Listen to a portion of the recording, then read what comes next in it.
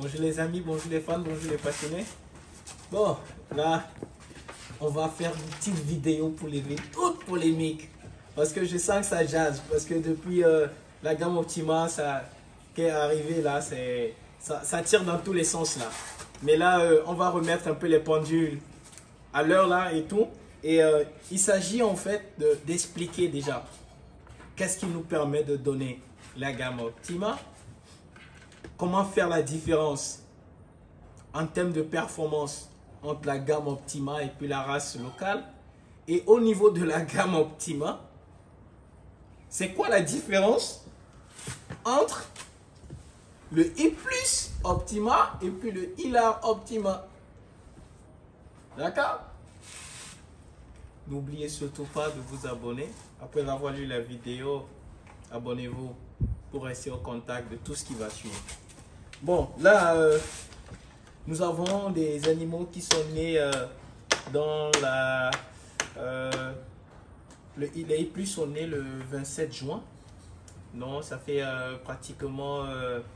attendez, je regarde le matricule. Ouais. Elles sont nées dans la 26e semaine. Donc, donnez-moi le calendrier, s'il vous plaît. Voilà. Le calendrier, nous allons voir 26e semaine, ça correspond à quoi? Oui, très bien. Je crois oui, elles sont nées le 27 juin, donc ça correspond à la 26e semaine. Donc nous allons voir leur âge. 27 juillet, ça fait 1 mois. 27 août, ça fait 2 mois. Et là, nous sommes aujourd'hui, nous sommes le 6. Donc elles ont à peu près 2 mois 10 jours. D'accord? 2 mois 10 jours. Donc ça veut dire quoi? Ça veut dire que nous sommes ça correspond à la 40e semaine là. Regarde-moi ça s'il te plaît. Septembre. Tu me regardes la date de septembre? 6 septembre, c'est la 36e semaine. 36e semaine. Elles sont nées dans la 16e, donc elles ont 10 semaines. D'accord? Elles ont 10 semaines. 10 semaines. C'est-à-dire 2 mois et demi. Très bien. Et là, on a également le Hilar. Voilà. Le Hilar, c'est pareil.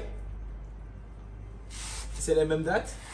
Donc, nous allons comparer pour voir. En termes de poids que ça donne, le Hilar a 1 semaine de plus que le I+. Mais nous allons voir déjà ce que ça donne. Eh Seigneur. Attends. Ok. Voilà. Voilà. Waouh. 3,90 kg. Attendez, on fait pareil. Avec la I+,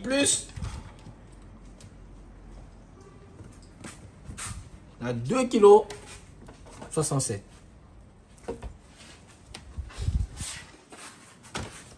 Qu'est-ce que ça veut dire?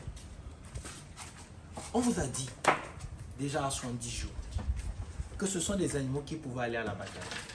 Oui, on est d'accord. Voyez. Mais quand vous regardez bien. Venons sur ce schéma. La gamme Optima. Ça, c'est la GP Optima. D'accord? La GP Optima, c'est la première femelle de l'histoire de la génétique qui a naissé à la 2 génétique. Elle a la génétique Hilar, de Hilar génétique, et la génétique de I+ de iFarm.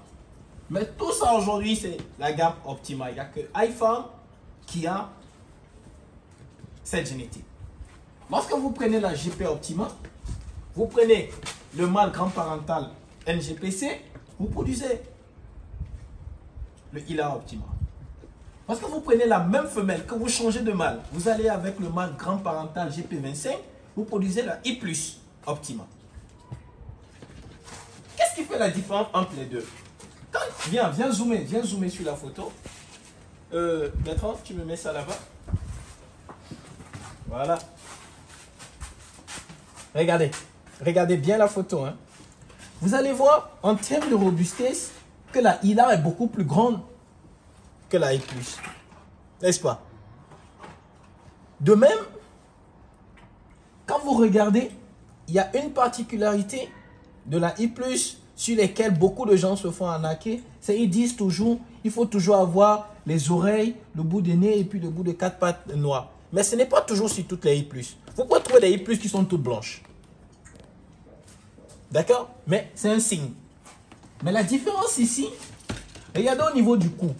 Et pour mieux expliquer, tenez, nous allons mettre les deux animaux sur la table. Mettez ça là-bas. Ah, ce sont mes bébés, mes joujoux. Regardez. Peut-être on va les mettre de profil. Commençons par la ILA. Regardez. La ILA, vous voyez, on a pratiquement une absence de cou. Le cou n'est pas très prononcé. La tête est un peu arrondie. Les oreilles sont un peu resserrées et pas très longues. D'accord? Regardez, voilà. Sans compter que pour le même âge, la ILA, en fait, elle est encore plus basse. Quand vous regardez le niveau du sol, son ventre n'est pas très éloigné du sol. Quand vous regardez la photo. Ça, c'est la ILA. Regardez comment elle est belle. Vous voyez, vous avez l'absence du cou. Vous voyez, les oreilles ne sont pas très longues. D'accord? Pas très larges. C'est ça. C'est ça la ILA. Maintenant, la I+. Regardez, premièrement, la I+, pour pratiquement le même âge, elle est un peu plus petite que la ILA. La ILA est beaucoup plus robuste. D'accord? Et beaucoup plus costaud.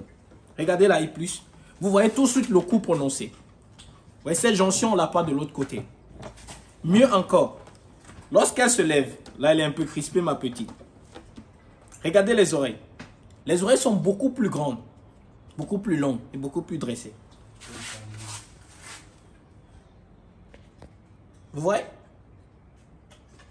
La tête du I+, est beaucoup plus allongée, pointilleuse vers l'avant que la ILA. Regardez-les.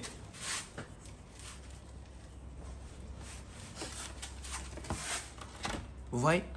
C'est ça. Ici, elle a les taches noires. C'est pas très visible. Même les oreilles, c'est un peu grisâtre. Pareil pour au niveau des pattes. C'est un peu grisâtre. C'est grisâtre, c'est ne pas prononcé. Et ça me rappelle une question que j'ai un jeune ami à moi, Boris, qui m'a posé hier. Il m'a dit, mais Monsieur Aziz, c'est quoi l'avantage d'avoir la gamme Optima par rapport aux hybrides ou à tout ce qu'on a? Vous avez vu, ce sont des animaux qui ont pratiquement 10 semaines, c'est-à-dire 70 jours. À 70 jours, vous avez cette femelle-là qui a déjà pratiquement 2,7 kg. 2,7 kg. Donc, si je dois vendre des animaux à 70 jours, en termes de croissance, c'est déjà exceptionnel. Là-bas, j'en parle même pas. Le ILA, j'en parle même pas. Les gens sont habitués à vendre des sujets de 1,6, 1,7 à 3 mois. Parce que quand vous abattez les animaux, à 1,6, 1,7, vous avez les 1 kg de carcasse. Mais sauf que, à 50 jours, parce qu'il faut dire, quand on a sevré ces animaux, déjà à 35 jours, ils ont entre 900 et 1,1 kg.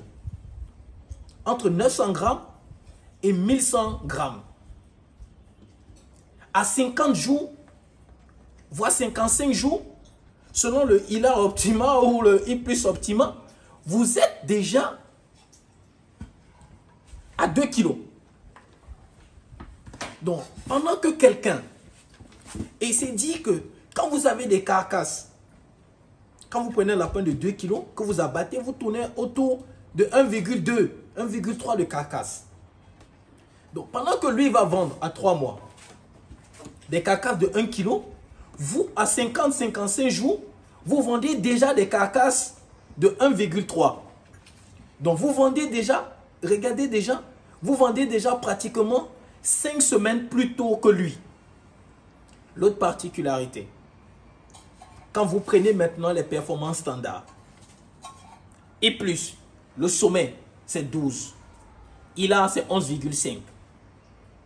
La moyenne de ces deux lapines-là, par portée, vous amène à 12. La moyenne de la race locale, c'est 5,6. Donc, elles vous produisent 2 fois plus. Vous vendez pratiquement 2 fois plus vite, mais elles vous produisent 2 fois plus. Mais si nous voulons faire le calcul, pour montrer ce que ça représente, prenons-les sur le même schéma.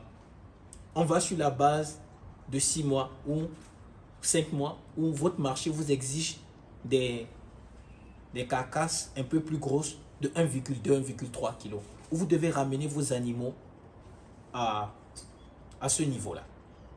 Et ça vous dit qu'à partir d'un certain âge, l'animal, au lieu de grandir, de gagner en poids, en viande, il gagne en maturation. Donc ça veut dire quoi? Que son GMQ est ralenti. Et ça, c'est beaucoup plus fréquent au niveau des races locales. À plus de 3 mois, vous avez un ralentissement du GMQ parce que vous avez la peau qui durcit, vous avez les organes reproducteurs qui commencent à se mettre en place. D'accord? Mais ici, au niveau de la gamme Optima, on fait sur 6 mois. Sur 5-6 mois, vous avez 2 kilos. Imaginez, vous prenez une femelle qui vous fait des laperos. Au bout de 5-6 mois, vous avez 2 kilos. Vous avez 5 laperos. Mais moi, je viens avec ma gamme Optima. Je prends la Ila Optima, qui à mon goût est ma préférée. Rien contre la I+, hein, c'est une merveilleuse semelle. Hein. Mais comme tout le monde, les goûts et les couleurs, ça ne se discute pas. Elle me donne naissance. Elle me donne 12. 12 là, je vends ça en 50 jours. 50 jours, ça fait 1 mois et je fais à peine 3 semaines en engraissement. Donc quand vous regardez, j'aurais vendu 3 fois plus que lui et j'aurais vendu 2 fois à chaque fois 2 fois plus que lui. Donc j'aurais vendu 6 fois le nombre de lapins que lui aura vendu. Économiquement parlant, pour à peu près les mêmes quantités d'aliments, je crois que le choix ne se pose pas. On sait où se trouve la rentabilité. Et c'est dit quoi? Ceci est possible grâce à un paramètre sélectionné au niveau de ces gammes-là, qu'on appelle les qualités maternelles. Lorsque vous avez des races locales, ceux qui ont fait l'expérience, lorsque la femelle vous fait un nombre important, quand elle dépasse, elle monte à 9, 10, on doit laisser la femelle beaucoup plus de temps pour qu'elle puisse récupérer. Quitte même à la laisser jusqu'à la fin du sevrage pour la coupler après. D'autres la laissent encore plus de temps parce qu'elle maigrit. Génétiquement, elle n'est pas programmée pour élever et allaiter autant de lapéraux. Mais quand vous regardez la gamme Optima, les gars, c'est un jeu pour elle. Quand vous prenez même la notice, allez sur Internet, tapez allez chercher les fiches individuelles. Vous allez vous rendre compte. Dedans, on a mis sélectionné sur les qualités maternelles. Elle a une production lactée élevée. Elle arrive à allaiter ses 12 lapéraux sans problème.